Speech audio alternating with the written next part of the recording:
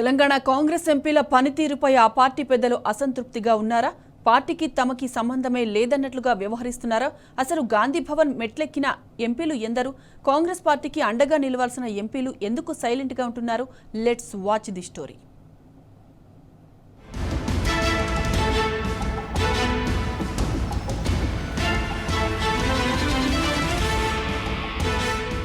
Congress party MP అభ్యర్థుల విషయంలో చాలా కసరత్తు చేసింది అధిష్టానం. 12 సీట్లను కైవసం చేసుకుంటామని ప్రకటించారు సీఎం రేవంత్ రెడ్డి.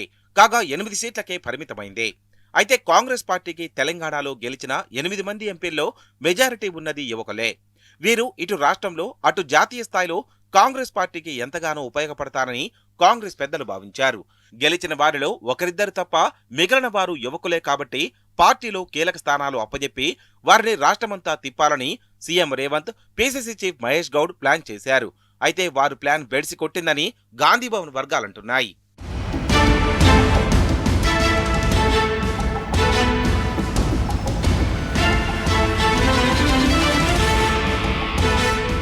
తెలంగాణకు కేంద్రం నుంచి రావాల్సిన వాటా, మోదీ సర్కార్ తెలంగాణ పట్ల చూపిస్తున్న వివక్ష, వివిధ చట్టంలోని హామీల అమలు తదితర అంశాలపై ఎంపీలు గళమెత్తడంతో పాటు రాష్ట్రంలో పార్టీ కార్యక్రమాలను ప్రజల్లోకి తీసుకెళ్లేందుకు బలంగా ఉపయోగించవచ్చని కాంగ్రెస్ పెద్దలు భావించారు. అయితే ఎంపీల పనితీరు మాత్రం అందుకు భిన్నంగా ఉంది. భువనగిరి ఎంపీ చామల కిరణ్ కుమార్, నాగర్ కర్నూలు ఎంపీ మల్లు రవి మినహా మిగతా వారు పార్టీ కోసం పనిచేసిన సందర్భాలే లేవని హస్తం కార్యకర్తలు అసంతృప్తిగా ఉన్నారు.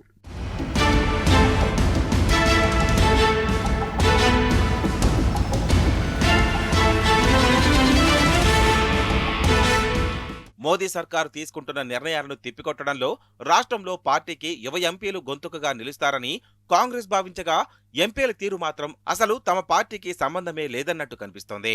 వారి పార్లమెంటు సమీక్షలు ఉంటే తప్ప గాంధీభవన్ మెట్లు కూడా ఎక్కని ఎంపీలు సైతం ఉన్నారు. ఉత్తర తెలంగాణకు సంబంధించిన 2 ఎంపీలు, దక్షిణ తెలంగాణకు సంబంధించిన 2 ఎంపీలు పార్టీ మనుషులే కాదన్నట్లు ప్రవర్తిస్తున్నారట. ఎంపీలు పార్టీ కార్యక్రమాలకు దూరంగా ఉన్నా పర్వాలేదనుకుంటే పలువురు ఎంపీలు ఆయా పార్లమెంటు నియోజకవర్గాల్లోని ఎమ్మెల్యేలతో నిత్యం ఏదో ఒక పంచాయతీ పెట్టుకుని పార్టీ నిర్మాణాన్ని, కార్యక్రమాలను డిస్టర్బ్ చేస్తున్నారని కాంగ్రెస్ నేతలు ఆగ్రహం వ్యక్తం చేస్తున్నారు.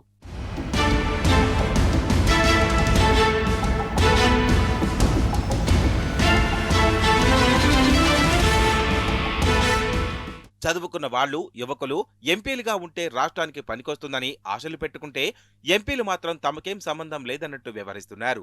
కొత్తగా గెలిచిన యువ ఎంపీలు పార్టీకి మరో 20 సంవత్సరాల పాటు ఉపయోగపడతారని పార్టీ పెద్దలు భావిస్తుండగా, వాళ్ల పనితీరుతో వన్ టైం వండర్స్ గా రికార్డు నమోదు చేసుకునే అవకాశమే ఎక్కువగా కనిపిస్తుందట. ఇక ఇప్పటికైనా ఈ ఎంపీలు పద్ధతి మార్చుకుంటారేమో చూడాలి.